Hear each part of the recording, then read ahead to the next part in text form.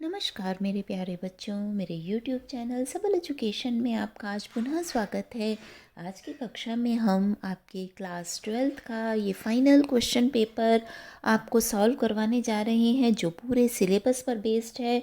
और मैं 100% श्योर हूँ कि इस पेपर को प्रैक्टिस कर लेने के बाद, सॉल्व कर लेने के बाद आप अपना पूरा सिलेबस रेडी पाएंगे और पेपर में 100% मार्क्स पाकर अपना पेपर क्लियर करेंगे। वीडियो को अंत तक देखिए और सारे प्रश्नों की एक बार अच्छे से रिवीजन कीजिए। तो चलिए हम अपने इस वीडियो को आपके साथ शुरू करते हैं। पहला क्वेश्चन देखते हैं, जो हड़प्पा सभ्यता का सबसे बड़ा शहर कौन सा था। तो बच्चों आप जानते हैं हड़प्पा सभ्यता का सबसे बड़ा शहर जो था उसका नाम था मोहनजोदड़ो। दूसरा प्रश्न है, हल के उपयोग का प्रमाण निम्न में से है। किस जगह आपको ये प्रमाण मिलता है, एविडेंस मिलता है कि हल का प्रयोग वहाँ पर किया जाता था। तो कालीबंगा में हमें यह प्रमाण मिलता है कि वह निवासी, हड़प्पा निवासी हल का प्रयोग भी करते थे। सबसे बड़ा हड़प्पा सभ्यता का स्थल कौन सा है। तो सबसे बड़ा स्थल जो था बच्चों वो लोथल था।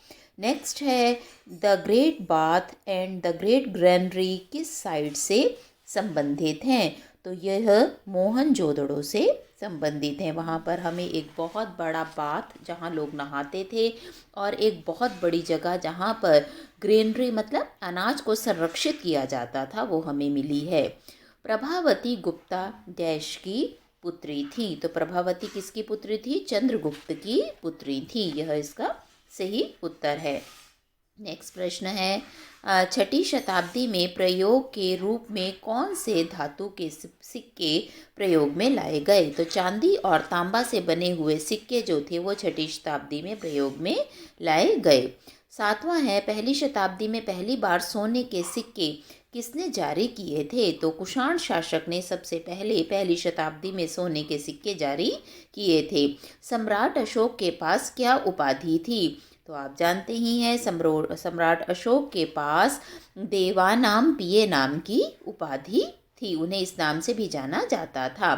गोत्र के संदर्भ में लोगों के वर्गीकरण के बारे में निम्नलिखित में से कौन सा कथन सही है। 1000 ईसा पूर्व के आसपास ब्राह्मणवादी प्रथा के संबंध में। तो यहाँ आपको बताना है, जो दिए गए हैं कथन उनमें है, शादी के बाद महिलाओं से अपेक्षा की जाती थी कि वे अपने पिता के गोत्र को छोड़ दें। दूसरा, वे अपने पति के गोत्र को अपनाने वाले थे। तीसरा, और एक और महत्वपूर्ण नियम यह था कि एक ही गोत्र के सदस्य शादी नहीं कर सकते। या ये सभी कथन, तो बच्चों इसके गोत्र के संदर्भ में ऊपर के सभी कथन जो हैं वो ब्राह्मणवादी प्रथा के संबंध में सही हैं। निम्नलिखित में से कौन क्षत्रियों के व्यवसायों में से एक था। तो बलिदान करना और उपहार देना ये क्षत्रियों के व्यवसायों में से एक था। शास्त्रों के अनुसार डैश ही देश पर शासन कर सकता है। तो क्षत्रिय ही उनके अनुसार देश पर शासन कर सकता है। महाभारत की मूल कहानी किसके द्वारा रची गई। तो महाभारत की मूल कहानी जो है एक सूत सारथी के द्वारा रची गई। देना है बच्चों, सिद्धार्थ का नाम बुद्ध के रूप में जन्म के समय रखा गया था, वे किस राज्य के थे। तो इसका सही उत्तर है कि वे शाक्य राज्य के थे। शाक्य इसका सही उत्तर है। अगला प्रश्न है, निम्नलिखित में से कौन भोपाल का शासक था। तो बच्चों शाहजहां बेगम जो थी वो भोपाल की शासक थी। प्रश्न नंबर 15 है, जॉन मार्शल ने सांची स्तूप पर शिलालेखों को समर्पित किया। क्या समर्पित किया उन्होंने, किसे समर्पित किया था, शाहजहां बेगम को समर्पित किया था। जैन धर्म के अनुसार महावीर से पहले कितने तीर्थंकर हुए हैं। तो महावीर से पहले 23 तीर्थंकर जो हैं वो जैन धर्म के अनुसार हुए हैं। प्रश्न 17 है, नयनार संतों द्वारा निम्नलिखित में से किस देवता की पूजा की जाती थी। तो जो नयनार संत थे बच्चों वो विष्णु की पूजा करते थे, विष्णु के भक्त थे नयनार संत। नेक्स्ट है, निम्नलिखित में से कौन सा वेद सबसे प्राचीन है। तो बच्चों आप जानते हैं ऋग्वेद जो है वो सबसे पुराना ग्रंथ है, सबसे पुराना चारों वेदों में वेद है। अगला क्वेश्चन है, नलियर दिव्य प्रबंधम का वर्णन प्राय किसमें किया गया है? तो तमिल वेद इसे माना जाता है, तमिल वेद के रूप में इसका वर्णन किया गया है। अगला है, तमिलनाडु में किस अलवर महिला के गीत व्यापक रूप से बजाए जाते हैं? तो अंडालू अलवर महिला थी जिसके गीत वहाँ पर अक्सर व्यापक रूप से बजाए जाते हैं। प्रश्न नंबर 21 है, कृष्णदेव राय की मृत्यु कब हुई थी? तो कृष्णदेव राय की मृत्यु 1529 ईस्वी में हुई थी। अगला प्रश्न है, प्रश्न नंबर 22, 1565 में विजयनगर सेना ने राक्षसी तागड़ी की लड़ाई लड़ी। तो ये लड़ाई कहाँ के किसके साथ लड़ी उन्होंने? तो इसका है राम राय के साथ लड़ी। अगला प्रश्न है, ऑडियंस हॉल और महानवमी डिब्बा को संयुक्त रूप से विजय का घर कहने वाला पुर्तगाली यात्री था, कौन था वो? डोमिंगो पेस उसका नाम था। अगला है, हम्पी के खंडरों को 1800 में किसके द्वारा प्रकाश में लाया गया था? तो कर्नल कॉलिन मैकेंजी के द्वारा उन्हें प्रकाश में लाया गया था। अब आपका खंड ख पार्ट 2 शुरू हो रहा है यहाँ से। यहाँ पर आपको कथन और कारण दोनों दिए जाएंगे, जिसमें से आपको उनको बताना है वो सही है या नहीं। तो पहला है यहाँ पर 1500 ईसा पूर्व धार्मिक और सामाजिक मानदंडों को संस्कृत ग्रंथों में संकलित किया गया था, जिन्हें धर्मसूत्र और धर्मशास्त्र के रूप में जाना जाता है। कारण, ब्राह्मणों ने सामान्य रूप से समाज के लिए सामाजिक व्यवहार की संहिताएं निर्धारित की थीं। अब यहाँ पर आपको 4 विकल्प दिए गए हैं। तो यहाँ पर इस प्रश्न का सही उत्तर ए विकल्प है कि यहाँ कथन और कारण दोनों सही हैं और कारण कथन की सही व्याख्या भी कर रहा है। सांची स्तूप में शैल भंजिका आकृति को शामिल करने का सबसे संभावित कारण क्या था? महानिर्वाण, शक्ति और ज्ञान, शुभ प्रतीक या धार्मिक मूर्ति? तो इसका सही उत्तर है शुभ प्रतीक के रूप में शैल भंजिका आकृति को शामिल किया गया था। नेक्स्ट है, निम्नलिखित कथनों पर विचार करें। हड़प्पा सभ्यता शहरी केंद्रों का विकास था। हड़प्पा के अधिकांश शहरों ने जल निकासी व्यवस्था की सावधानीपूर्वक योजना बनाई थी। हड़प्पा की सड़कें एक दूसरों को 90 डिग्री पर काटती थी। हड़प्पा सभ्यता के बारे में उपरोक्त में से कौन से कथन सही हैं? तो हड़प्पा सभ्यता के बारे में बच्चों यहाँ ये सारे कथन जो हैं वो सही हैं। प्रश्न नंबर 28 है यहाँ पर, निम्नलिखित जानकारी की सहायता से महाभारत के चरित्र की पहचान कीजिए। वह राक्षस कुल की थी, भीम से विवाहित सी, घटोत्कच की माता थी। तो बच्चों आपको बताना है वह कौन थी? तो उसका नाम था हिडिंबा। हिडिंबा नाम की राक्षसी से भीम ने विवाह किया था। अगला है, मौर्य साम्राज्य के बारे में निम्नलिखित कथनों पर विचार करें। साम्राज्य में 5 प्रमुख राजनीति केंद्र थे। मेगास्थनीज ने इंडिका नाम की पुस्तक लिखी। अशोक ने 321 ईस्वी पूर्व में मौर्य राज्य की स्थापना की। अशोक ने बौद्ध धर्म प्रचार के लिए अपने स्रोतों का इस्तेमाल किया। उपरोक्त कथनों में से कौन सा कथन सही है? बच्चों ये आपको यहाँ पर बताना है मौर्य साम्राज्य के बारे में। तो पहला, दूसरा, तीसरा, ये तीनों कथन यहाँ पर मौर्य साम्राज्य के बारे में सही हैं। नेक्स्ट क्वेश्चन है, वर्तमान स्थान की पहचान करें। यह अशोक की राजधानी थी। यह सोन और गंगा के तट पर बसा था। तो बच्चों इस शहर का नाम था पटना। यह गंगा नदी के किनारे बसा हुआ है और यह अशोक की राजधानी भी थी। पाटलिपुत्र भी इसे कहा जाता है। प्रश्न 30 है, उन भाषाओं के नाम बताइए जिनमें अशोक के शिलालेख लिखे गए थे। तो पाली, संस्कृत और यूनानी भाषा में अशोक के शिलालेख लिखे गए थे। प्रश्न नंबर 31 है, 6ठी शताब्दी ईसे पूर्व को अक्सर भारतीय इतिहास में एक प्रमुख मोड़ क्यों माना जाता है? वो इसलिए माना जाता है बच्चों क्योंकि इस समय बौद्ध धर्म, जैन धर्म का उदय हो गया था और तांबे का व्यापक उपयोग किया जाने लगा था। नेक्स्ट प्रश्न है, हर्षवर्धन की जीवनी हर्षचरित्र की रचना किसने की थी? तो हर्षचरित्र की रचना बेटा वाणभट्ट नामक संस्कृत के एक महान लेखक ने की थी।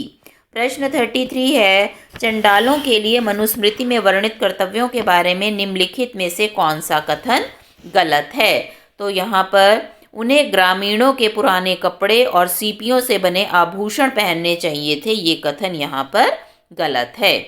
34 है बच्चों, निम्नलिखित में से कौन सा युग्म सही सुमेलित है? तो यहाँ पर जो आपको 4 ऑप्शन दिए गए हैं उसमें से पहला भी सही है, दूसरा भी सही है, तीसरा भी सही है, चौथा सही नहीं है। तो ए ऑप्शन को, ए आंसर को हम यहाँ पर टिक करेंगे। प्रश्न दिया गया बच्चों, महाभारत के आलोचनात्मक संस्करण के संबंध में निम्नलिखित कथनों पर विचार करें। तो यहाँ बच्चों आपको इन्होंने 3 कथन दिए हैं और बताना है कौन सा कथन सही है। तो इसके बारे में डी ऑप्शन, उपरोक्त सभी कथन यहाँ पर सही हैं। नेक्स्ट प्रश्न है, सही कथन खोजें। धृतराष्ट्र अंधे थे, धर्म सूत्र प्राकृत ग्रंथ थे, फाहयान एक बर्मी भिक्षु थे जिन्होंने भारत की यात्रा की थी, प्रत्येक गोत्र का नाम वैदिक दृष्टा के नाम पर रखा गया था। अब यहाँ आपको 4 ऑप्शन दिए गए हैं, ए बी सी डी, आपको बताना है कौन सा सही है। तो यहाँ पर ए और डी जो हैं वो दोनों कथन सही हैं। ए धृतराष्ट्र अंधे थे और दूसरा प्रत्येक गोत्र का नाम वैदिक दृष्टा के नाम पर रखा गया था। प्रश्न नंबर 37 है, मंदसौर शिलालेख एक श्रेणी के इतिहास को दर्ज करता है। तो किस श्रेणी के? रेशम बुनकर के इतिहास को दर्ज करता है। अगला प्रश्न है यहाँ पर, स्तूप की संरचना के संबंध में निम्नलिखित कथनों पर विचार करें। तो यहाँ कथन आपको दिए हुए हैं हर्मिका के बारे में। यष्टि जो है अक्सर छत्र होता है, हर्मिका से यष्टि उत्पन्न होती है। तो आपको बच्चों यहाँ बताना है कि कौन से कथन सही हैं। तो पहला, तीसरा और चौथा तीनों कथन जो हैं वो स्तूप के बारे में सही हैं। अगला प्रश्न है, नीचे 2 कथन दिए गए हैं, एक को अभिकथन और दूसरा कारण। तो आपको बताना है, प्रश्न इस तरह से है, पहली शताब्दी ईसा पूर्व के मध्य में भारत में नए धर्मों का उदय हुआ। दूसरा, लोग यज्ञ की परंपरा और वेदों के अधिकार के महत्व पर अटकलें लगाने लगे थे। और कथन और कारण बेटा दोनों यहाँ सही हैं, और कारण जो है वो कथन की सही व्याख्या भी कर रहा है। अगला प्रश्न है, बौद्ध रचना को पहचाने और उसका नाम दें। यह अद्वितीय बौद्ध रचना सुत्त पिटक का हिस्सा भिक्षुणियों द्वारा रचित छंदों का एक संग्रह है। यह महिलाओं के सामाजिक और आध्यात्मिक अनुभवों में एक अंतर्दृष्टि प्रदान करता है। 4 ऑप्शन यहाँ दिए हुए हैं, तो इसमें आपको बताना है ये बौद्ध रचना कौन सी है। तो ये बौद्ध रचना है थेरी गाथा। अगला प्रश्न है, निम्नलिखित जानकारी को पढ़ें और पहचानें कि वे किस संप्रदाय से संबंधित हैं। तो उन्होंने पुनर्जन्म के अधिकार पर भी सवाल उठाया। इससे उन्हें उन लोगों के बीच अनुयायी बना दिया जो ब्राह्मणवादी सामाजिक व्यवस्था के भीतर हाशिए पर थे। तो प्रश्न का सही उत्तर है कि वे लिंगायत संप्रदाय को मानने वाले लोग थे। प्रश्न नंबर 42 है, निम्नलिखित में से कौन सा युग्म सही सुमेलित नहीं है। 4 युग्म आपको यहाँ पर दिए गए हैं और जो सही सुमेलित नहीं है वो है निर्गुण भक्ति, जो शिव की भक्ति में डूबे हुए हैं। ये बात सही नहीं है यहाँ पर। नंबर 43 है, विरूपाक्ष मंदिर के संबंध में निम्नलिखित कथनों पर विचार करें। तो इसमें जो एक कथन है वो पहला वाला, वो विरूपाक्ष मंदिर के बारे में बिल्कुल सही है। वो कथन क्या है? मुख्य मंदिर के सामने का हॉल कृष्णदेव राय ने अपने राज्यारोहण को चिन्हित करने के लिए बनवाया था। नेक्स्ट प्रश्न है, किस शासक ने अमुक्त माल्यादा की रचना की थी। तो राजा कृष्णदेव राय ने अमुक्त माल्यादा की रचना की थी। निम्नलिखित प्रश्नों में 2 कथन हैं, अभिकथन और कारण, और आपको बताना है कि अभिकथन क्या कह रहा है। लिंगायतों ने ब्राह्मणों द्वारा कुछ समूहों के लिए जाति और प्रदूषण के विचार को चुनौती दी। कारण, लिंगायतों ने धर्मशास्त्रों में रखे गए ब्राह्मणवादी विचारों का विरोध किया और जाति समानता के वे पक्षधर थे। तो बच्चों इस प्रश्न में कथन और कारण दोनों सही हैं, और कारण जो है वो कथन की सही व्याख्या भी कर रहा है। अगला प्रश्न है, कथन है, अकबर 14 बार अजमेर दरगाह गया। कारण, अकबर नई विजय मन्नती पूरे होने पर और पुत्र के जन्म के लिए आशीर्वाद लेने वहाँ पर गया था। तो बेटा यहाँ पर जो है जो कथन है वो तो सही है, लेकिन जो कारण है वो सही नहीं है। तो इसलिए यहाँ पर हम डी ऑप्शन को टिक करेंगे। अगला प्रश्न दिया गया है, खंड ग आ गया। खंड ग में आपको स्तोत्र दिया गया है द्रौपदी का प्रश्न, और इस पर आधारित जो है वो आपको कुछ प्रश्न, इसको पैराग्राफ को पढ़कर उनके उत्तर आपको लिखने यहाँ पर बताने होंगे। तो इसमें पहला प्रश्न है, द्रौपदी ने ये प्रश्न किससे पूछे थे? तो इसका सही उत्तर है, द्रौपदी ने यह प्रश्न युधिष्ठिर से पूछे थे। अगला प्रश्न है, द्रौपदी ने ये सवाल क्यों उठाए थे? तो द्रौपदी ने पत्नी के रूप में उसकी स्थिति जानने के लिए ये सवाल उसने उठाए थे। द्रौपदी ने अपने प्रति हुए व्यवहार पर कैसी प्रतिक्रिया दी थी? तो द्रौपदी ने कैसी प्रतिक्रिया दी थी बच्चों? वह एक पत्नी के रूप में जिस व्यवहार का सामना कर रही थी, उस पर वह सदमे और निराशा में रोई। जब भरी सभा में उसका अपमान किया गया तो उसे अपनी दशा पर बहुत ही सदमा हुआ और रोना आया। धृतराष्ट्र ने अंत में क्या प्रतिक्रिया दी? तो धृतराष्ट्र ने पांडवों और द्रौपदी को व्यक्तिगत स्वतंत्रता बहाली की।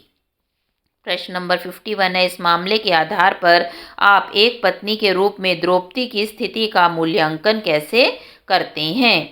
तो उसके अपने पतियों के व्यवहार पर आपत्ति जताई, ये बिल्कुल सही था। अगर और भी कोई पत्नी हो और उसके पति इस तरह का व्यवहार करें, तो द्रौपदी को, जिस तरह द्रौपदी ने अपने अधिकार को लेकर, पतियों के व्यवहार को लेकर आपत्ति जताई, वैसे हर स्त्री को जतानी चाहिए। द्रौपदी के प्रश्न स्त्रीत्व से कैसे संबंधित थे? उन्होंने महिलाओं की स्थिति पर सवाल उठाया था। स्त्रीत्व मतलब स्त्रियों से संबंधित, तो द्रौपदी ने भी महिलाओं की स्थिति पर ही सवाल उठाया था। यहाँ आगे फिर एक आपको इसी तरह से पैराग्राफ दिया गया है बच्चों। एक ईश्वर, यह रचना कबीर की मानी जाती है। हे भाई, यह बताओ किस तरह हो सकता है कि संसार में एक नहीं दो स्वामी हों? किसने तुम्हें भ्रमित किया है? ईश्वर को अनेक नामों से पुकारा जाता है, जैसे अल्लाह, राम, करीम, केशव, हरि तथा हजरत। विभिन्नताएं तो केवल शब्दों में हैं, जिनका आविष्कार हम स्वयं करते हैं। कबीर कहते हैं, दोनों ही भुलावे में हैं। इनमें से कोई एक राम को प्राप्त नहीं कर सकता। एक बकरे को मारता है, दूसरा गाय को। वे पूरा जीवन विवादों में ही गवा देते हैं। तो यहाँ कबीर की विचारधारा पर प्रश्न है, भक्ति का वास्तविक पहलू क्या है, जिसे कबीर बताने की कोशिश कर रहे हैं? तो क्या बता रहे हैं? एक ईश्वरवादी, वो कह रहे हैं ईश्वर तो एक ही है, हम उसे सिर्फ अलग अलग नामों से पुकारते हैं। कबीर द्वारा दी गई सर्वोच्च शक्ति के लिए विभिन्न नामों से क्या निष्कर्ष निकाला जा सकता है? तो परम वास्तविकतावादी की अवधारणा, उनकी अवधारणा थी, उन्होंने जो वास्तविक स्थिति है वो जनता को बताई। 55 है, कबीर की रचनाओं ने किस प्रकार बड़े पैमाने पर सांप्रदायिक सद्भाव को बढ़ावा दिया? ये कबीर ने सभी में एक भगवान के बारे में उल्लेख किया और सांप्रदायिक सद्भाव को, सभी धर्मों में आपसी प्रेम प्यार की भावना को बढ़ावा दिया। निम्नलिखित में से कौन कबीर के दर्शन का हिस्सा हैं? तो उन्होंने शब्द या शून्य जैसे अर्थों का इस्तेमाल किया, यह उनके दर्शन का हिस्सा है। कबीर की कविताओं का साहित्य और दार्शनिक महत्व है। निम्नलिखित में से सबसे उपयुक्त विकल्प का चयन करें जो इस सार का वर्णन करता है। तो भगवान वह है जिसका बस अलग अलग नाम है, यह कबीर का दार्शनिक तथ्य था भगवान के बारे में। वो कहते थे कि भगवान तो एक है, बस हम कभी उसे अल्लाह, कभी ईश्वर, कभी भगवान, कभी राम, कभी कृष्ण का नाम देकर बुलाते हैं। कबीर के संबंध में निम्नलिखित कथनों को पढ़िए और उपयुक्त विकल्प का चयन कीजिए। तो उसके बारे में, कबीर एक निर्गुण संत थे, वह निराकार सर्वोच्च ईश्वर में विश्वास करते थे, वह जाति और धर्म के आधार पर मतभेदों को दूर करना चाहते थे, उन्होंने अंधविश्वास और रीति रिवाजों की निंदा की है। तो यहाँ पर जो चारों कथन हैं ये कबीर के बारे में बिल्कुल सही हैं। आशा है बच्चों वीडियो आपको अच्छा लगा होगा। अगर वीडियो अच्छा लगा हो तो सबल एजुकेशन को सब्सक्राइब कीजिए, वीडियो को ज़्यादा से ज़्यादा लाइक और शेयर कीजिए। मैंने हिस्ट्री के बहुत सारे प्रैक्टिस पेपर के वीडियोस भी अपलोड किए हुए हैं जिनका लिंक मैं डिस्क्रिप्शन बॉक्स में डाल दूँगी, आप उन्हें भी देखकर प्रैक्टिस कर सकते हैं। Thank you for watching my videos.